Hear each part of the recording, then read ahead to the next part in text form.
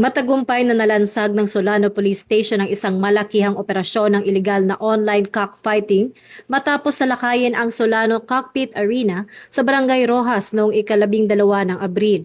Sa ilalim ng pamumuno ni Police Major John Anthony Sanchez, arestado ang 26 na individual, kabilang ang mga online live stream operators at mga supervisor ng arena. Ayon kay Police Major Sanchez, ang nasabing pagsalakay ay bunga ng masusing pakikipagtulungan sa iba't ibang intelligence units upang maputol ang mga iligal na aktibidad na gumagamit ng online platforms para sa isabong. Na pinaniniwala ang may koneksyon din sa mga operasyong nauna ng sinalakay sa Abulag, Cagayan.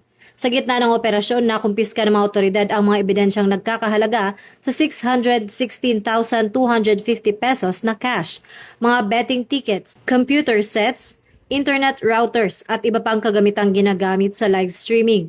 Ang mga sospek ay kasalukuyang nasa kustudiya ng pulisya at nakatakdang sampahan ng mga kasong paglabag sa Presidential Decree 1602 at Cybercrime Prevention Act of 2012.